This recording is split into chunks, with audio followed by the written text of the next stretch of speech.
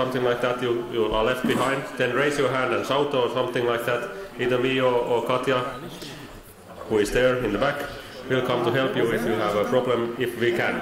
Otherwise, Nick will do that. Hi all. So I think the plan for running through this session was that I go through the main DARS tutorial and show you all working it, and then afterwards on the computers I think you'll all go through it together, or if you don't want to do that, there's a couple of other different tutorials you can run through. So I'm going to start by just running through the basic DARS tutorial. As a reminder, the DARS website is like just dars.github.io, and the tutorial we're actually going to be going through is actually on the tutorials page. It's the first one listed, called Processing in Detail, and this is a step-by-step of hopefully everything that I'm going to go through, but if I miss any details it will be on here, and I'll probably just keep this open in the background anyway. So sorry?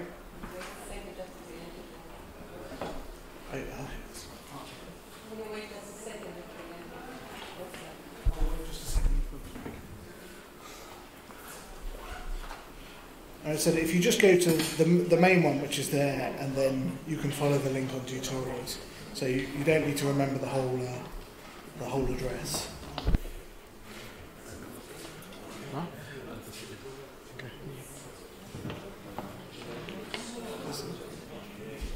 Yeah, I think people are just noting down the address.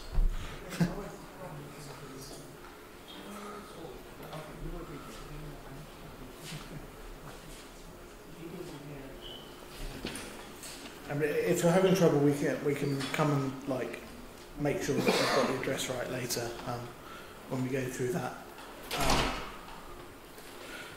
So the system you're going to be using on the laptops is a little different from what I'm using here. Certainly the way you log in is different, whether you're through VNC or extern. But when you log into the terminal, what you'll end up looking at is something a bit like this. So it'll have whatever username you're logged in at Collider, and then a little tilt there. Now, is anyone not at all familiar with the command line? We need to go to mobile. Yes, you received the instructions from the presentation. There is detailed instructions how to connect. I'll be running through this, and then when I finish running through this, there's several of us will be able to help you log in if you're having issues. But yeah, if you're on the Windows, it's using Mobile External. Okay. So you can also do it so that he first gives a demonstration, and then you log in after half an hour or so, and yeah. you can work by yourself. And then it works often very difficult to follow immediately what is shown. So first there comes a demonstration of how the commands are structured, and then you go through the hash command. Because otherwise you're spending time trying to work out what you slightly mistyped wrong, and you miss all the detail. And also, when I finish this and you're going through it, there will be people available to help log in and help solve any problems walking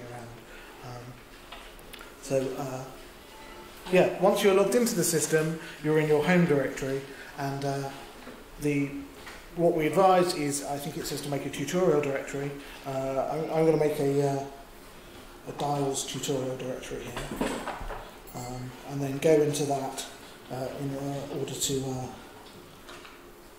keep all the output files from DARS in one place, so they don't get mixed up with other files in the system.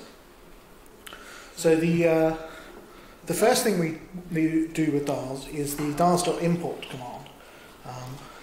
This reads all of your image files that you give it, extracts the metadata, like what the goniometer setting was, any beam and detector information, and puts that into a single sort of metadata file. So on the systems on Collider, and I'll put this up on the board for when everybody is doing it themselves, there's already a copy of the data in Collider data, Collider, It's called C2SOM1, and then that's star.cdf.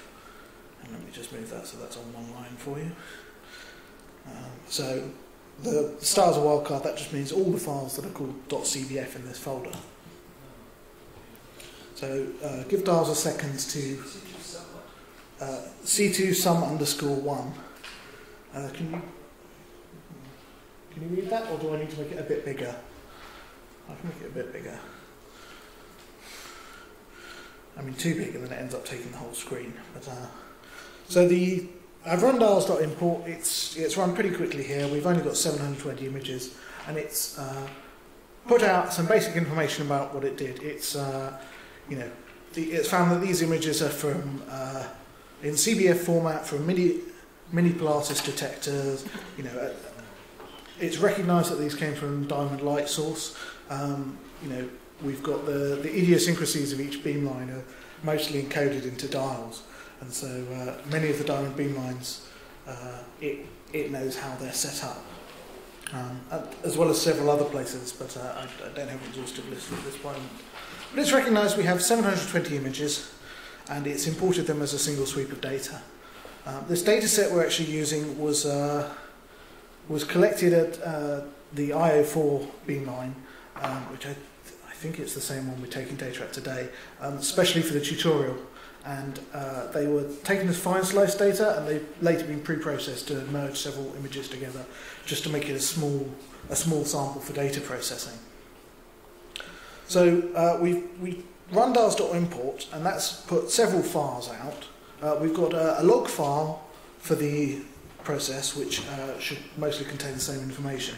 There's a debug log file, which if you have any problems, that can be useful to us, and sometimes that can have useful information about what went wrong. Hopefully anything that actually went wrong will show in the normal output.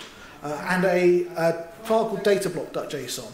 And this is the file that contains all the metadata about what it understands about the detector and experiment, and keeps track of where the image files are.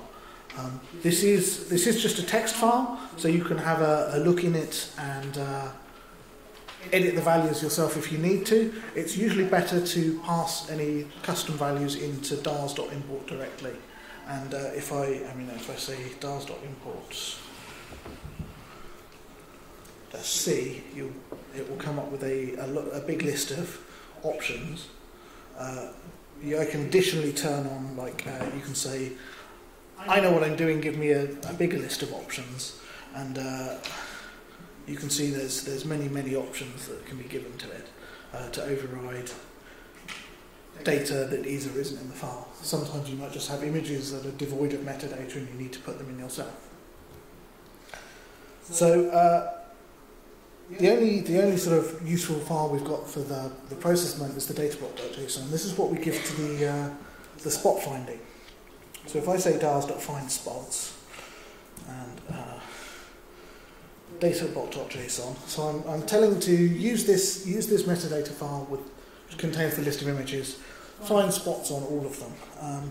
I'm also going to say nproc equals 20. This will run the process in parallel. I know that this computer that's running on has 20 cores available. When you're all running it at the same time, that probably won't work so well, because if everybody says number equals 20, it'll sort of overload the system. So when you're running it yourself, I'd suggest saying nproc equals 3 or something. It'll run faster than doing one image at a time, but not as fast as this, where I'm doing 20 images at a time. And you see that only took about sort of 20 seconds to do when running in parallel. And so if we look at the output from this, let's go to the top. So the first thing it does is it tells you what settings you've changed, which we just changed the multiprocessing settings to 20. It tells me what my input was, which is the data block. Summary, and then it starts doing the spot finding process. As it goes along, you'll see it's printed a summary of how many spots it's found on each image. And if we go all the way to the end, it gives a sometimes helpful, sometimes not so helpful sort of ASCII histogram of the spots. Here you can see it's sort of pretty evenly found the same number of spots on each image. We don't need to, well, yeah, here we go. You can also see the spot filters, which are configurable. It's removing anything smaller than 3 and removing anything larger than 100, which there aren't very many of. But very small spots could be just noise. We don't have to take the output, just believe it straight off. We can have a look and see what it's actually doing ourselves. And maybe I should have looked at the images beforehand, because I always say that nobody ever looks at their data first. So we've got an image viewer, so dials.image viewer, and then you give it the metadata file, but additionally we've got an extra file now, as well as the log files from Find Spots. It wrote out a strong.pickle file. And if you remember, pickle files are the reflection tables. So whereas the data block, or anything called .json, contains metadata, the reflections are actually in the strong.pickle. If you know Python programming, this is just a standard Python pickle, and you can read it in and pull information or run your own algorithms on it as you'd wish. But so let's run dials.imageviewer with the data block and with strong.pickle. So strong.pickle contains the very basic at the moment listing of the spots it's found, the intensity that it found, but that's just the intensity of the peak pixels at the moment. It's not properly integrated. So here we've opened the image viewer. You can see the diffraction image. Here we see that it's a list of every image in our data set. We're just looking at the first one at the moment. And you've got a settings panel on the right. Probably the most useful control here is the brightness, which you can adjust so that you can see your spots properly, which are somewhat hidden at the moment from... let's draw that. There we go. So this is, I've just turned off all the extra metadata which the spot finding has added, and so you can adjust the brightness so that you can actually see your spot data. And I'm going to try and zoom in. This mouse doesn't have a wheel, it's a finger scrolly. So you can zoom in and out, and you can see the individual spots are in the image. So if I, it's a lot easier to just do that, there we go. So if I turn this back on, we can see what the spot finder has decided about any given spot. So let's find one here. So here, the spot finder has decided that there's a reflection. All of the green dots are where it's decided a pixel is part of the reflection's peak. The pink dot is the highest intensity pixel, which if you look at the that's that one. That's off. There we go. So if you look at the status bar at the bottom, it tells you where you're looking, but it also tells you what the counts are in the box that you're looking at. So you've got an intensity of 710 there. It's decided that was the peak. The blue box is what it thinks the bounding box of the spot is, and the red is the centre of mass. And this is calculated a little more accurately than the highest peak. And also the blue bounding box can be outside of what's visible, because this is actually spot finding over 3D. So if there's another image next which is part of this reflection spot, that's included in the 3D bounding box, which we call a shoebox. I don't think it will be here, because we've got summed images where we've got, I think it's a degree or half degree merged together. We don't see a reflection on the next image. But if you're fine slicing rotation data, you probably will have a reflection spread out over several spots.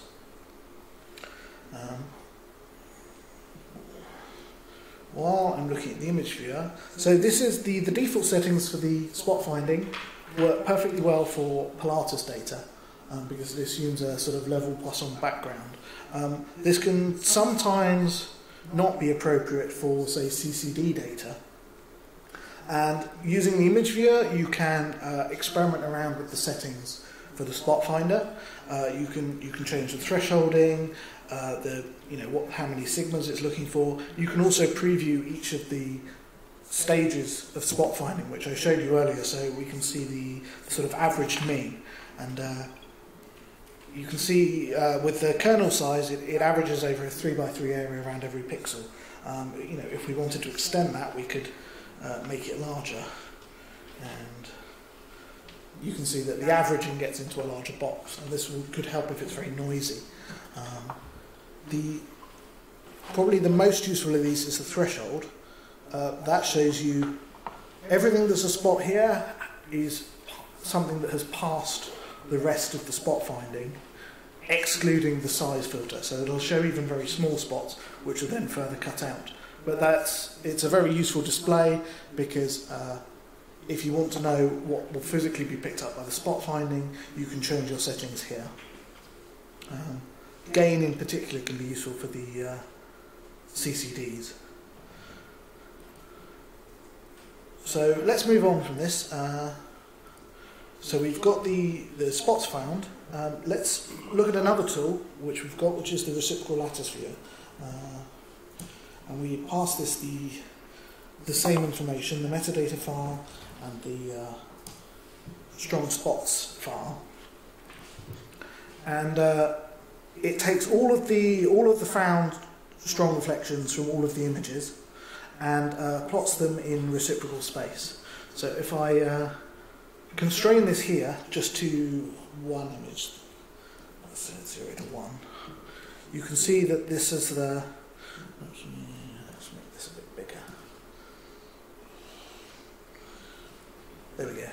So you can see there's a slightly curved shape, and that's a single image, which is a single slice of the Ewald sphere, which has been back projected from the flat plane of the detector to where it would appear on the sphere.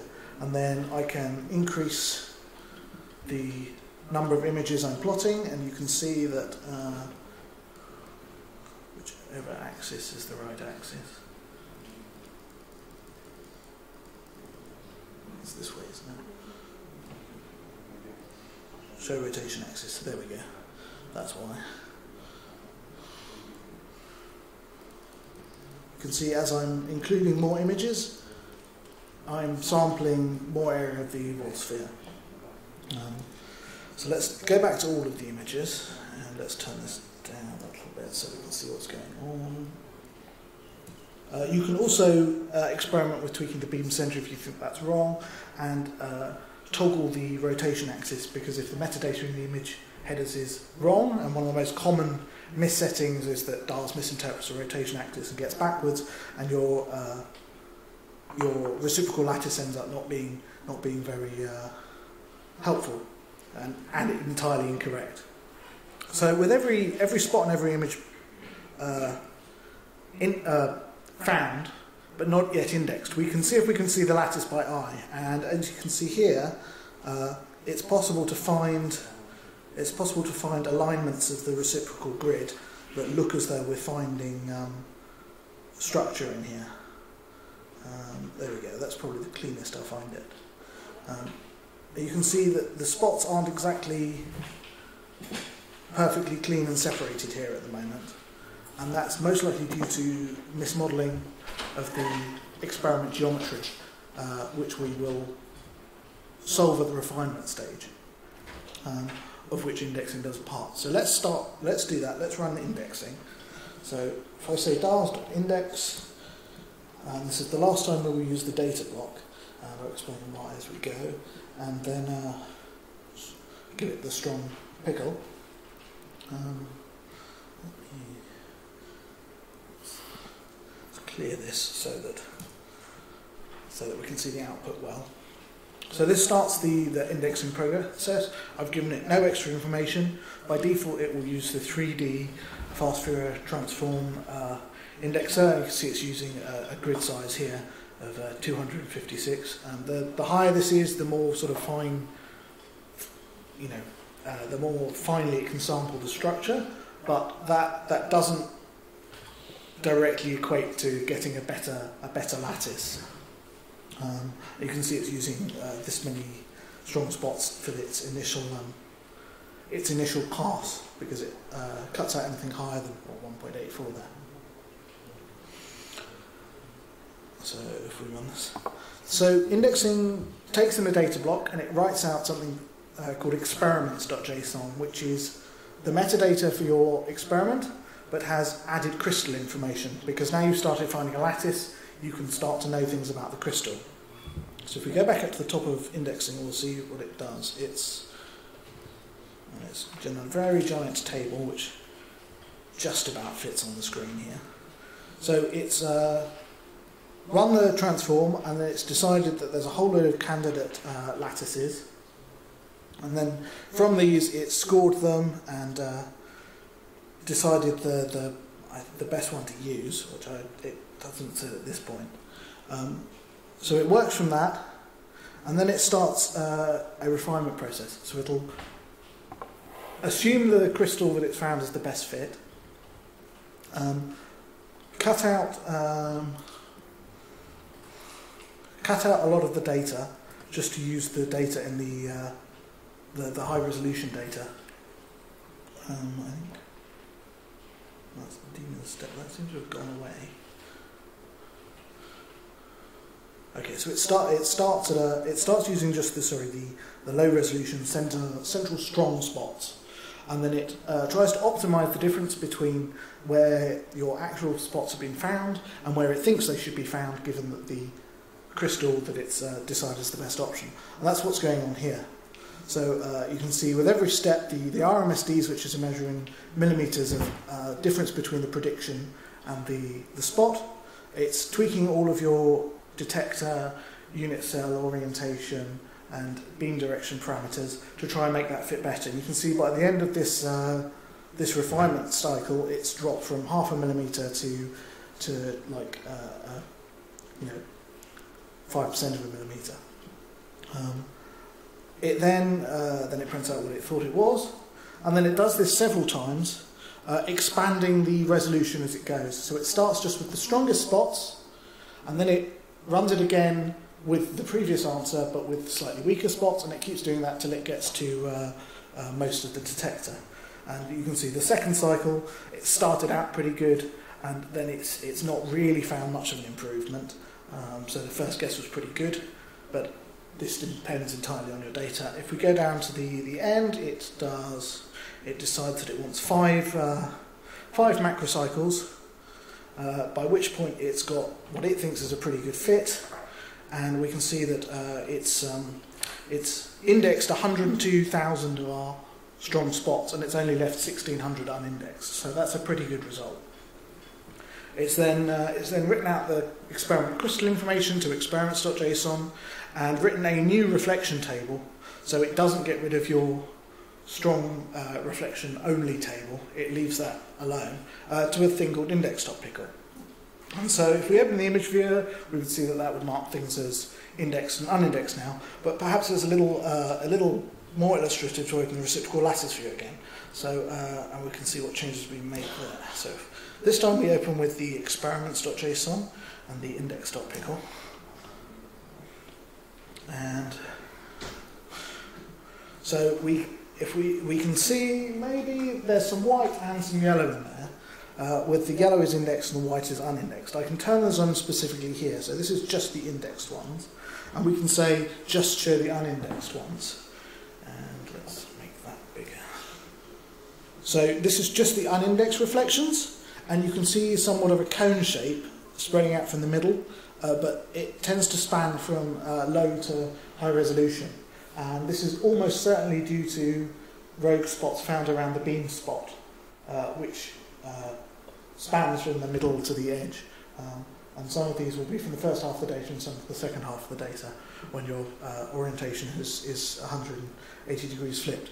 But the most important thing here is we understand this unindexed pattern, and I mean, looking at this, we can't really see a pattern in the unindexed data. If we saw something that looked like a strong lattice here, a strong repeating pattern, that would be good evidence that there might be a second crystal or a second lattice in the sample. Let's look at the index reflections only, and let's zoom in and let's find an alignment. I think that's not it. There we go. And we can see that the indexing here has done a lot better job. So whereas this looks like a little bit of a double helix, now they're all in a straight line. If I rotate sort of 90 degrees, you can see that's in a straight line in the other direction. I can also actually show the reciprocal cell here, and it looks as though I actually picked up the 45-degree view of the cell. So if I align to the cell, you can see that that seems to have found it quite well. And then if I look from this angle, yeah, that all seems to make sense. And you can show what axis things are rotated around and other beam vectors and other information here, and I've just done something there. Okay, so now we've got a reasonable estimation of what we think the lattice is, but for up until this point we've only been running everything in the P1 space group because we may not know any better. Although when you run indexing, you can give it the information if you've got it. So to find the starter constraining the lattice, we have a tool called the refine Bravais settings. And we give it the experiments, we give it the indexed data that we've got, because that picks up the crystal and everything that we think is important. And this takes a few seconds to run. So this tries every possible Bravais lattice, imposes it on the unit cell, and then has a look and says what the fit is like to our existing data. And then it gives you what it thinks is valid solutions. So it won't give things that are completely incompatible. So here we can see that it's given us 5 solutions. The one at the bottom is the existing solution with our triclinic P1 space group. And you can see that's what it thinks the unit cell is here. Which is the same as what came out of indexing. But it's also suggested to us that another possible solution is this monoclinic centered solution here, where you can see that A and C is fixed to 90 with these unit cells. And the fit is slightly worse, but the fit is always going to be slightly worse here, because when you've got as many free parameters as you want, you can easily overfit, and your data is never going to perfectly fit the model. But the metric fit here, which is a sort of a measure of how much you need to squash the unit cell to fit to this solution, is pretty low, and for every other solution it's found as a possible, it is much higher. And it also gives you a summary in a little table above of what the space groups could be for each of these potential Bravais lattices. So we want to choose this monoclinic one, and for each of these solutions, it's written out a separate experiments JSON. So we choose which one of those to go forwards with. The one extra step here is it's decided with this lattice we actually need to re-index the reflections, because it's not a simple one-to-one mapping. We need to re-index them, and just so I don't get this wrong, I'm going to borrow the command line here as a reference.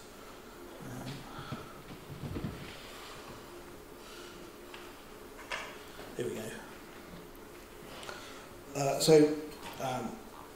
It's asked us to re-index, and we do that with the dars.reindex command. We give it the data file that we want to re-index, which is index.pickle.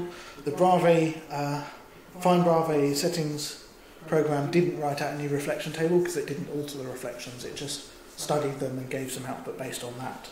And then we want a change of basis operation equals, and then we just copy out of the table. So we want A plus B minus A plus B C. So this has then applied that to the reflections table and written out a new reflections table. In most cases it will try to avoid overwriting the input reflection table so that you can study the steps along the way.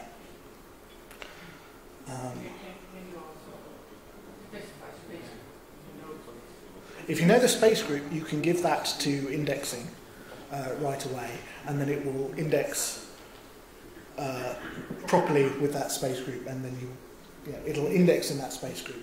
But because it's indexed in P1, and you've decided that this other lattice configuration is better, you then need to re-index into that. Whereas if you give it the information at the start of indexing, it'll index it properly.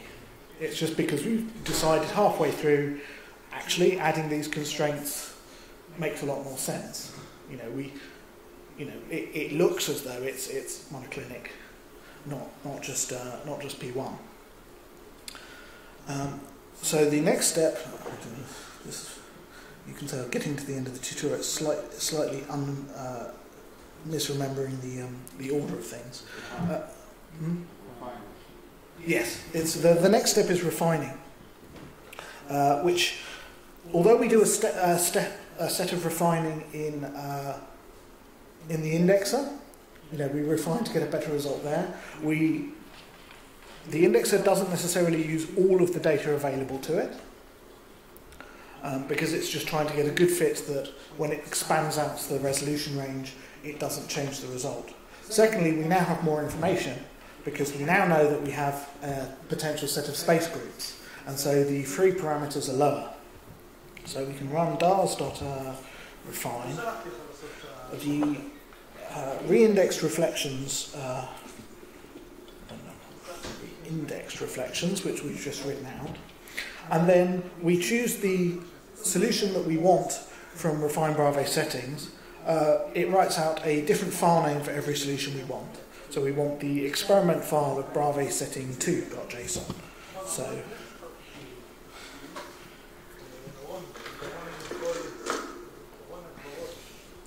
So this prints out some summary information, then we'll run through the refinery, but taking into account the new constraints. When it's done that, it prints out what it thinks the RMSDs were. I think from the indexing, the RMSDs were about 0.04 before. That was when we were overfitting. But that was millimeters as well. This is in pixels, unhelpfully. 0.27 pixels is not bad for RMSDs. It's certainly within a pixel of where we're expecting. And this is the crystal unit cell space group and the orientation matrices that it's decided to refine to. The next step, now we've sort of decided that we've got a crystal that makes sense, is we can run our scan varying refinement. So let's run dars.refine again. But this time we will use the output from the previous refine cycle. So we can see here that it's written out a refined experiments and a refined.pickle. So let's take the output of the previous step, refined.pickle, and then we want to say scan varying equals true.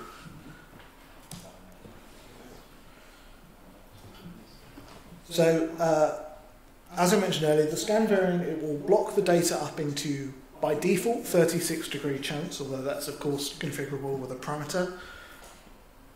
Do the refinement for each of those separately, and then interpolate the crystal model between them.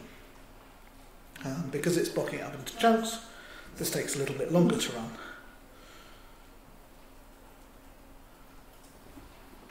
Hopefully not much longer.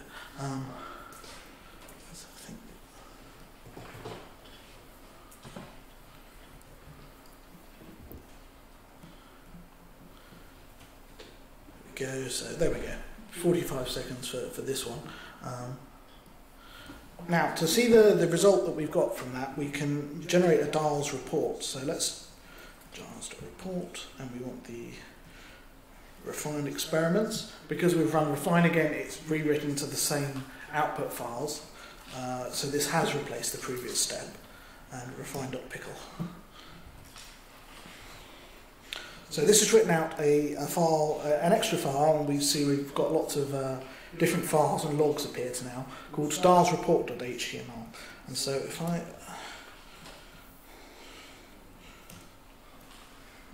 open this file in the browser, you can see that it's printed the whole crystal information here, including what it thinks the space group is, what the unit cell was. You can click on each of these tabs. It will give you a summary of what it thinks the experimental configuration is, and this is, includes the results from refinement,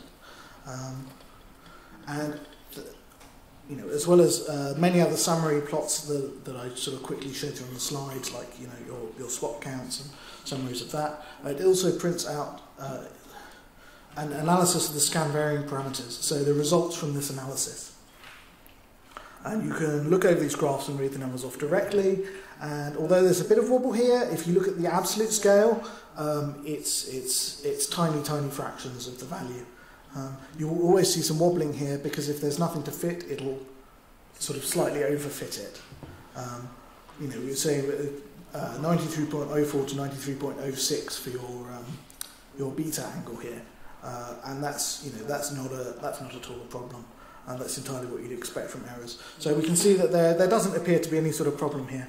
But if you've got radiation damage, you'd possibly be able to see that in the spot counts, which is often the easiest way to see it earlier. But also your cell volume could be getting increasing, getting damaged, parameters changing.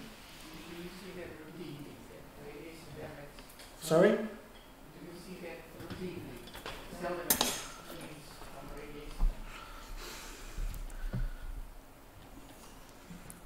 We don't see it a lot because generally you know if you've got a badly radiation damaged sample before you get to this stage. Because if you've got radiation damage, normally you've set the beam far too high and you're killing your crystal, and you'll see your spot counts just sort of drop off to nothing halfway through. And if you've got that sort of data set, then it's very rarely unexpected. If you usually know by this point whether you've got radiation damage. But if you're looking at an entirely unknown data set, then this can be a useful indicator. There can also be, it doesn't have to be radiation damage. You could have a small slip on the goniometer, say, and the crystal orientation could slightly change halfway through, and that would, which is being analysed here. And that would show a sort of a big shear, but it would be able to handle that up to a certain extent. I mean, if your orientation completely changes or the crystal breaks in two, there's only so much you can do. So we're happy with the refinement. We've got our model. What we want to do next is we want to integrate the spots and get them ready for writing out to the scaling and space group finding tools.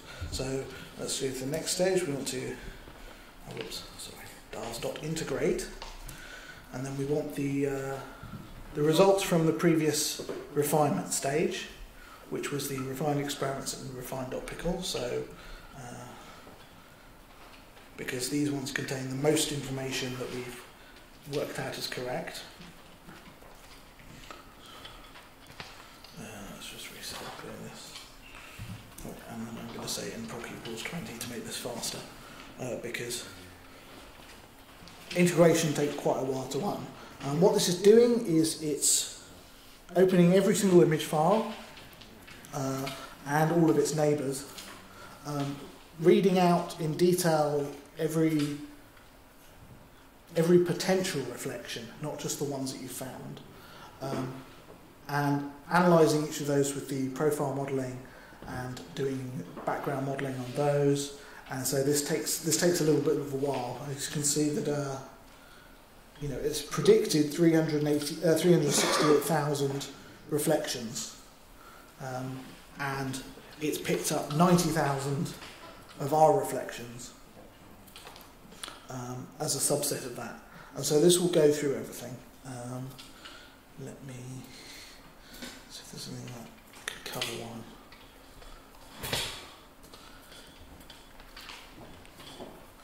Usually this is the longest step because this is the most intensive analysis, and correspondingly for that there's an awful lot of settings we can do.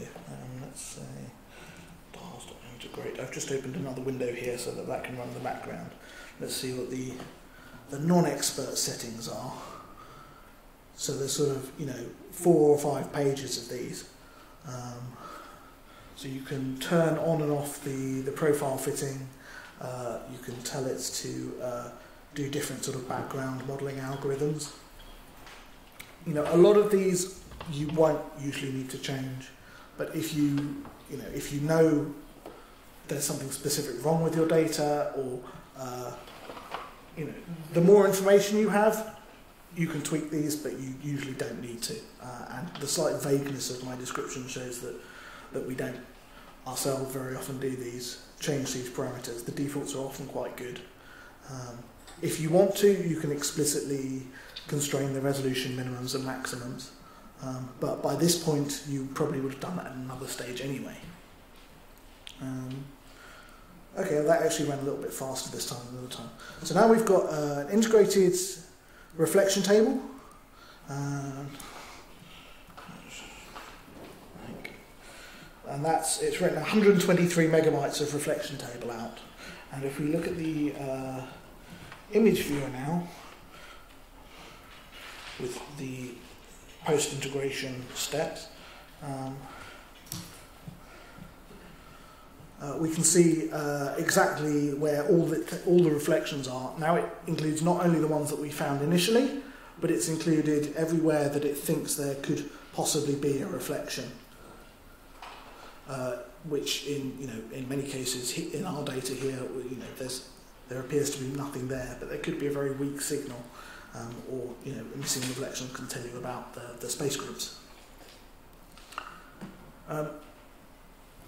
From here, you've pretty much done with dials. So you can say dials.export, the reflection table, the integrated experiments. By default, this will write out an MTZ file. Let's have a look. I think there's a format. So we can, format MTZ, Nexus, MMSIF, MOSFIL, NextJS, BEST.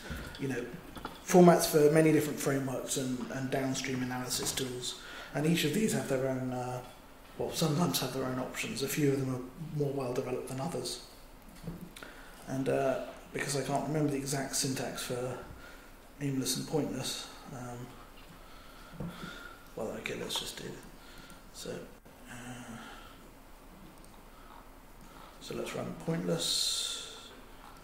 Does the program also print out mosaic? Sorry? Do you also get information about the mosaic? I can't remember where it gives you information on that. Must take it into account somewhere. I will find out where it gives you that. Let's run these, and then we can do the log all at once. There we go. That seems to work.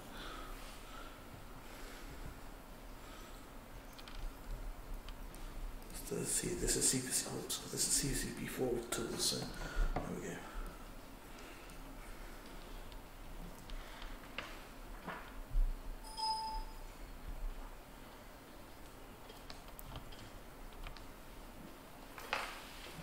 So if let's open the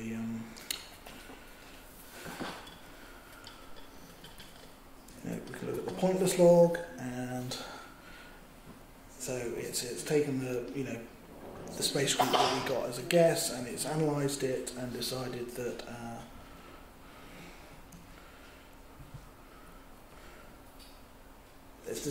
this is an appropriate space group. So that was good. Pointless also works out the centering, whereas we just had a Bravais lattice before that we were certain about. Pointless works out what the centering and gives us an actual space group. And then if we look at let's open this aimless log with log view, which is a CCP4 tool, and then aimless gives you lots of other information, including its summary table with the merging statistics, which we can see that R merge, which we know we don't use because it's bias for large multiplicity. R measure is a nice low number, and the CC half correlation for the outer, the overall inner shell is good. It drops a little bit in the outer shell, but it's not too bad. And then with the CCP4 tools, you can see graphs for everything that is spat out. And then once you've done the scaling and the C-truncate tool, which is, it's running here. I don't normally run through that myself, so I can't tell you the details of C-truncate. Then that's when you take it on to further modelling and structure solving programs and program suites. So that's the processing detail tutorial. I'd recommend maybe running through this, if you think you've got it, run through it quickly, but having a go, do the steps for yourselves, and then you can actually get a feel for how it works. If you finish all of that and want to go on to like a more advanced tutorial, there are a pair of tutorials on the DARS GitHub page called DPF3 parts 1 and 2, and this is quite a challenging data set that has a lot wrong with it. This is also available on the same place as the C2 sum data in the X247398 folder, but it's under the collider data stroke collider folder, which I will leave that there so that so you know where they are, and that's the folder that you import from. Let's keep the stop the import.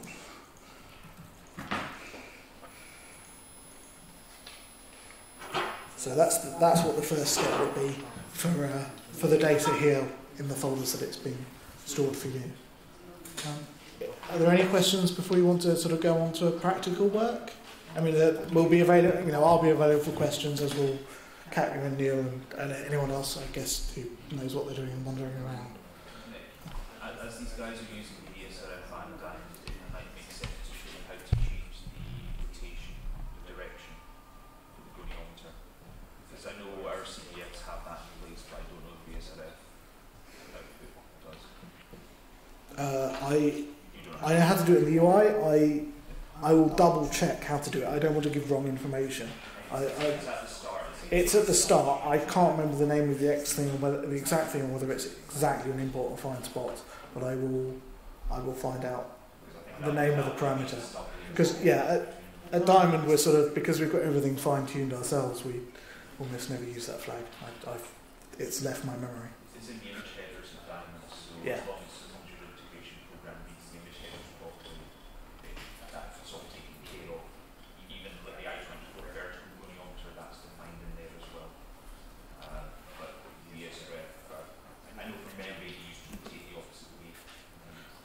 Or something was a different direction.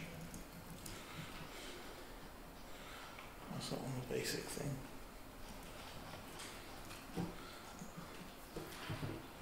So there we go. It would be, if you wanted to invert the rotation axis, you'd say DARS.import, invert rotation axis equals true. And I just found that by looking at the import, the -C help, but I had to turn on an extra level. You can turn on extra level settings as well.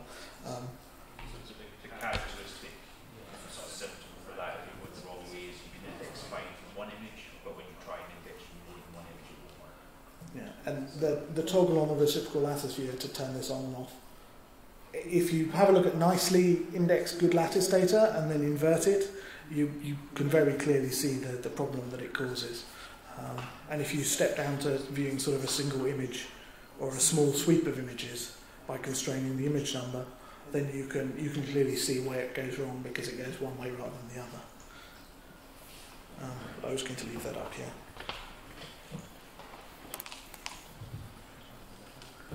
Okay. Right. So if you're not sure how to log on to the Collider terminal on the laptops. You should have had a printout in your blue bags of the computing presentation that was made yesterday, and that has a page quite near the beginning that tells you how to use MOBA Xterm. Once you're in, you shouldn't need to worry about that very much, but it's also got a list of your student IDs. I think originally there was supposed to be 2 people to computer, but it looks as though we have enough computers and people that may not be necessary.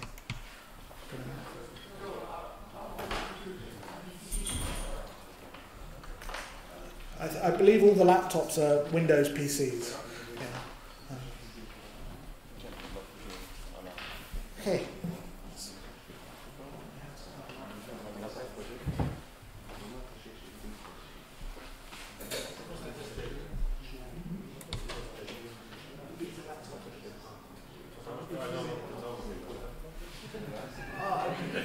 If you go on the document, when did you download?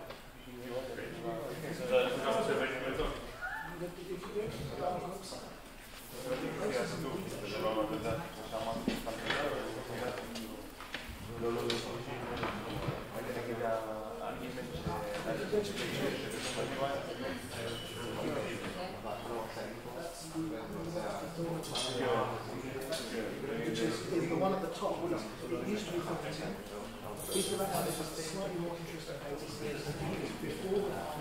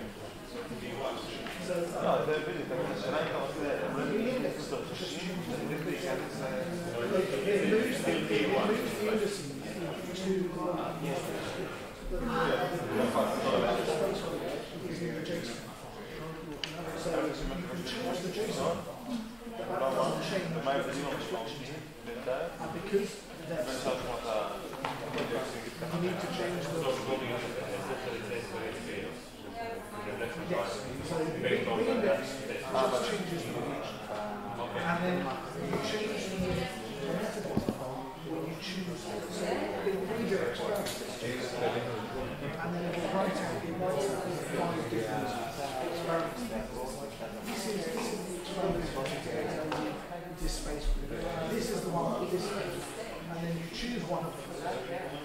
And whichever one of those you need to, if you need to remix, you need to change the direction. And then you change both of those and need to space. Because if you change the space, they're not going to get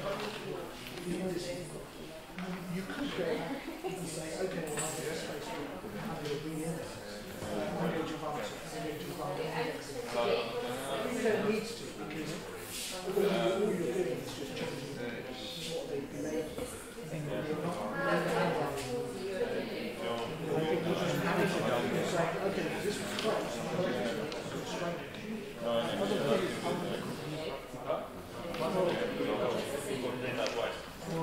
You will take twice. Two different. Well, if you input twice the same one, you can tell it to write two different files. What you now people are moving around. What you do is so there's a couple of ways. If there's multiple switches entering the same store, you give them all to them, and allow multiple switches. That will allow multiple separate switches at the same crystal.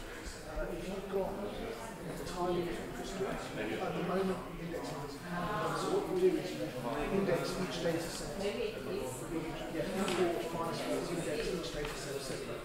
Maybe somehow merge them. I'm entirely sure on that works. But there's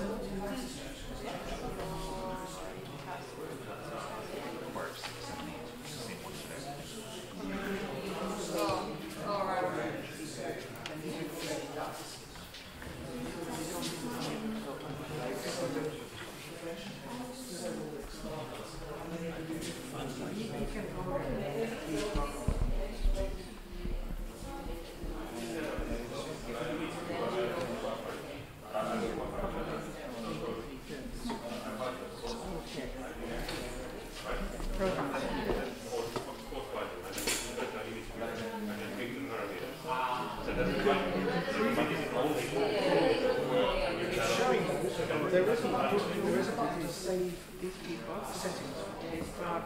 That will write I can't remember something.fill, settings.fill. And then you need to rerun this one, giving it this data.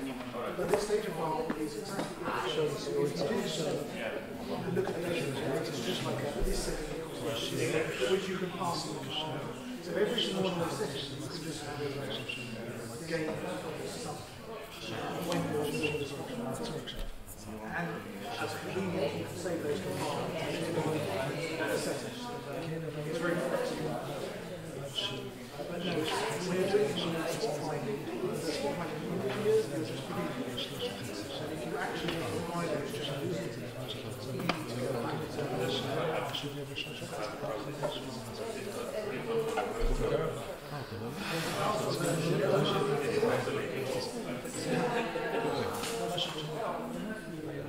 yeah, there's a faster version.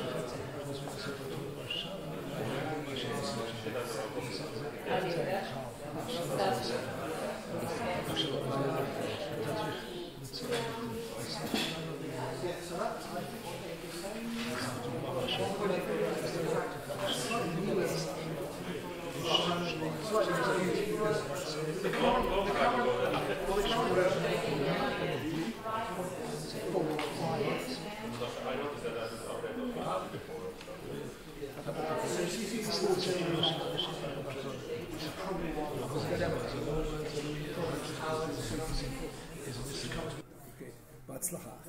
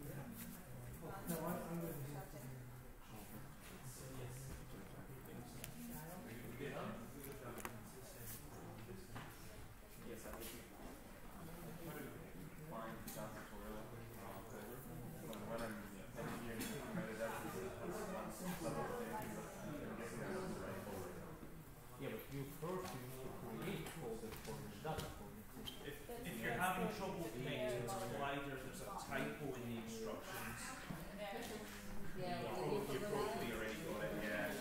But if you're having problems, give us a shout.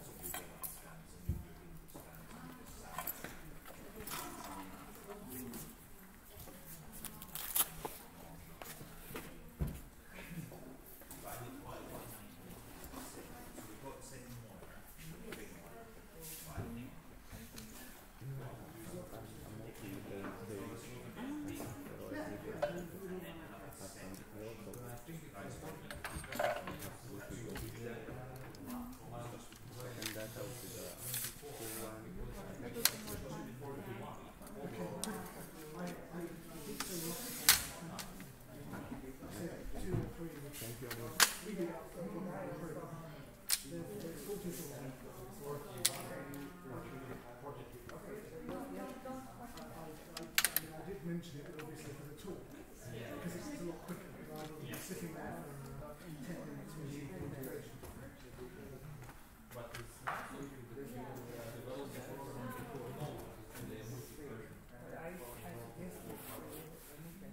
Yes. It's multi-threading. Multi-threading and Python with it. It's useful for